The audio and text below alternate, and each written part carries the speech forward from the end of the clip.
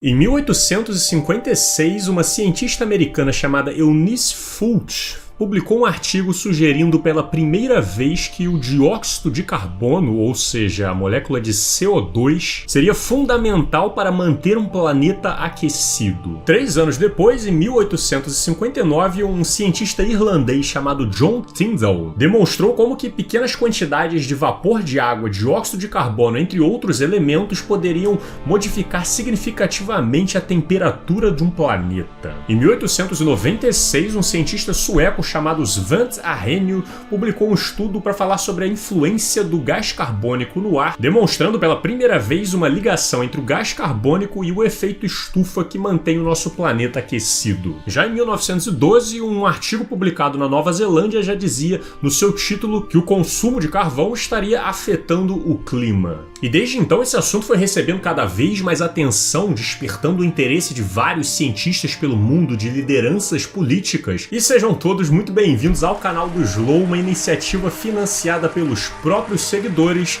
e no episódio de hoje vamos falar sobre o aquecimento global. O século XVIII e XIX foram muito interessantes por inúmeras razões, e uma delas foi pelo avanço no entendimento da humanidade sobre a química. Vários intelectuais da época se debruçaram sobre suas mesas, sobre seus laboratórios para estudar e conseguir descrever vários dos elementos químicos que a gente conhece hoje e compõem a tabela periódica. O oxigênio, o hidrogênio, o carbono, vários desses elementos foram muito investigados, assim como a relação entre eles. Se ficavam mais básicos, mais ácidos, se eram mais reativos ou como o quanto de calor eles eram capazes de armazenar. A tecnologia da época também vinha se desenvolvendo bastante com o surgimento das primeiras máquinas a vapor, o que na época parecia um grande feito, já que muitos dos trabalhos eram antigamente feitos no braço, passaram a ser substituídos por essas máquinas.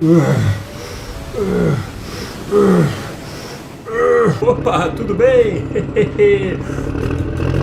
O problema é que essas máquinas funcionavam geralmente na base do carvão, que é tipo um bloco de carbono concentrado com vários outros elementos, que é geralmente extraído debaixo do solo ou da vegetação de forma geral, que é colocada nessas máquinas para queimar e gerar energia para locomoção. E esse carvão, quando é queimado, libera naquela fumaça preta vários elementos químicos, incluindo o carbono, que estava ali fixado e agora está em forma de CO2. E não demorou até que vários países começassem a desenvolver várias e várias fábricas, passando pelo processo de industrialização. Bora pessoal, é bom vocês irem se acostumando a jogar carvão no fogo, porque a vida de vocês agora será isso todos os dias. Alguns anos depois, a indústria já estava fazendo seu upgrade, utilizando ao invés do carvão, o petróleo como um dos seus principais combustíveis. E o petróleo, para quem não sabe, é o produto de milhões e milhões de anos de decomposição de matéria orgânica, geralmente de zooplânctons e de algas, que ficam sendo compensadas ali embaixo da terra por muito tempo, gerando um material riquíssimo em carbono. E esse carbono, quando ele é queimado, ele se mistura com oxigênio, liberando aquela fumaça preta cheia de CO2 e metano para a atmosfera. E os cientistas da época já estavam começando a sacar essa relação dos gases com o efeito estufa do planeta. Mas isso aí você não precisa se preocupar, não. O mundo é muito grande. A gente não consegue influenciar ele.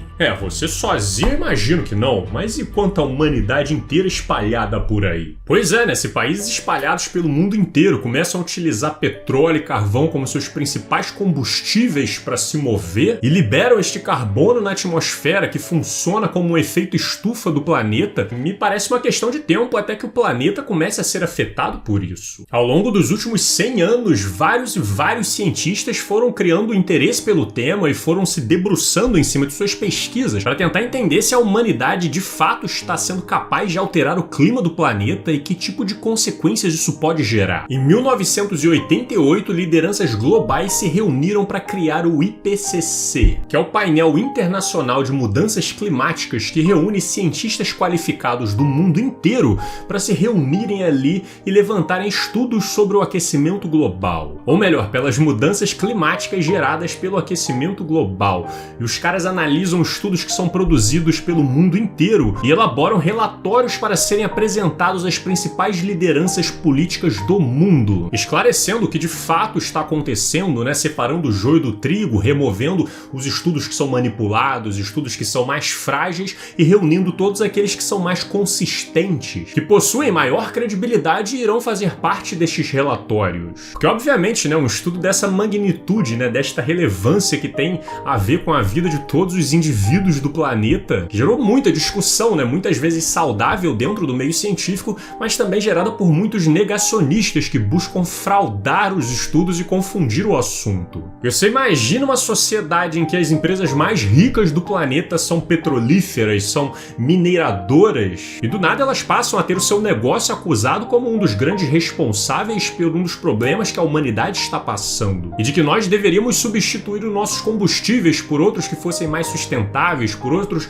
que fossem mais limpas, deixando de lado o carvão e o petróleo. Então, obviamente, com o tempo começou a surgir muito financiamento para o negacionismo climático, com pessoas dedicadas a apresentar frágeis estudos, fazer malabarismo teórico e argumentativo para tentar invalidar as afirmações feitas pelos cientistas que tentam mobilizar e conscientizar a sociedade em torno das mudanças climáticas. Que ser humano, cara, isso aí é coisa natural do planeta. Olha só esses vulcões aí liberando gás pra caramba. Ué, mas se tu acha que o vulcão faz muito, saiba que a humanidade libera muito mais gás anualmente do que os vulcões. Eu não pretendo neste vídeo ficar aqui refutando ponto a ponto do que os negacionistas climáticos vêm dizendo. Para isso já existe aqui um documentário excelente que o Pirula fez há um tempo atrás, vale a pena vocês irem lá ver, além de uma lista com vários vídeos lá no canal dele que ele fez esclarecendo vários pontos desta discussão. O que eu posso dizer aqui, parafraseando uma publicação feita na Science essa semana,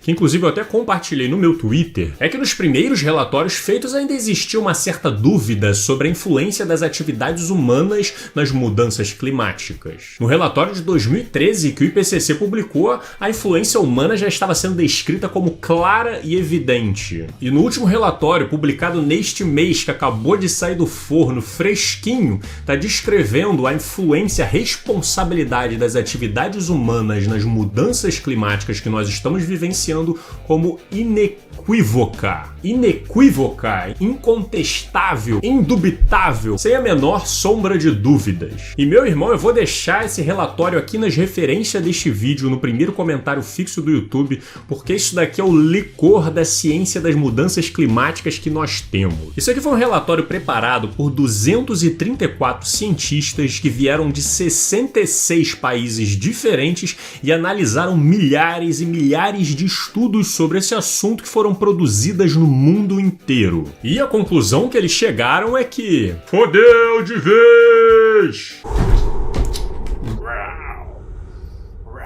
O relatório diz que alguns impactos já são considerados irreversíveis pelos próximos séculos ou milênios, como o impacto do aquecimento no derretimento das geleiras, na acidificação dos oceanos, né, no aumento do nível do mar. É bastante provável que também teremos picos de calor cada vez mais intensos e cada vez mais frequentes, como nós já estamos observando há alguns anos, assim como muitos casos de enchentes, né, inundando as cidades, como a gente também observou recentemente, e muitos períodos de seca mais severas pelo mundo, né, dificultando o acesso à agricultura, ao fornecimento de água, né, que a gente usa para beber, que a gente usa para produzir energia. Ah, meu Deus, mas como assim ninguém me avisou que isso ia acontecer? Entre vários e vários outros problemas que essas mudanças climáticas poderão nos causar. Porém, este mesmo relatório também diz, baseado em evidências, baseado em estudos de alta credibilidade, que nós, seres humanos em sociedade, somos plenamente capazes de controlar esta situação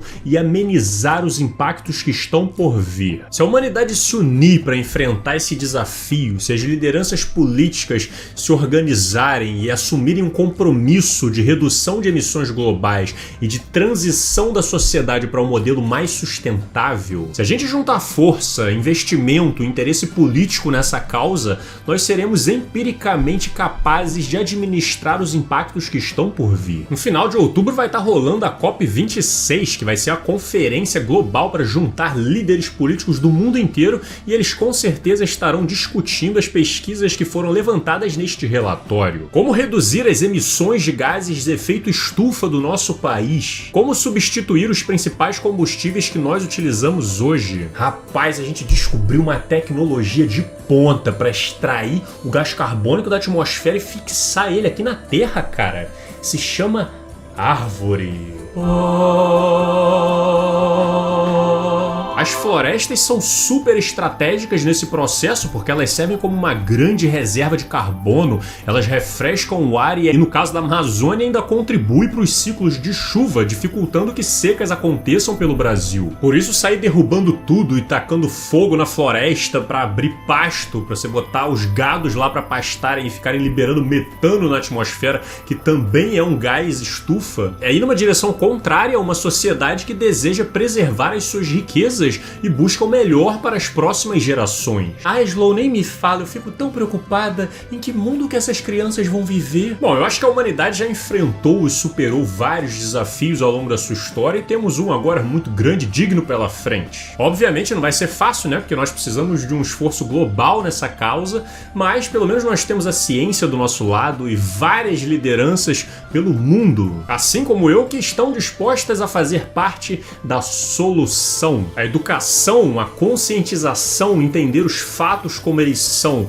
é um passo extremamente importante, então compartilhem este vídeo com todo mundo. Se aprofundem nas referências que eu irei deixar aqui no primeiro comentário fixo do YouTube, conversem com as pessoas, se mobilizem politicamente para que esses assuntos sejam levados à frente. Leiam o relatório, ouçam o que os cientistas têm a dizer, acompanhem a próxima Conferência das Nações Unidas sobre o Clima que está por vir e deixem seu like, deixem aquele comentário maravilhoso, se inscrevam no canal para receber os vídeos semanais. Quem quiser continuar essa conversa e discutir vários outros assuntos com pessoas incríveis, agora nós temos um grupo no Discord para poder interagir. Um agradecimento a todos os apoiadores que tornam este trabalho possível, a todos vocês que estão assistindo e nós nos vemos em breve.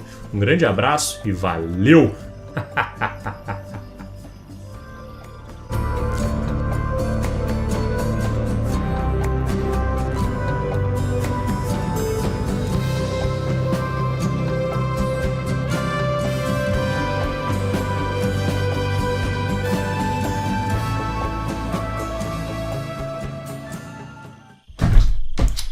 Não, tigre.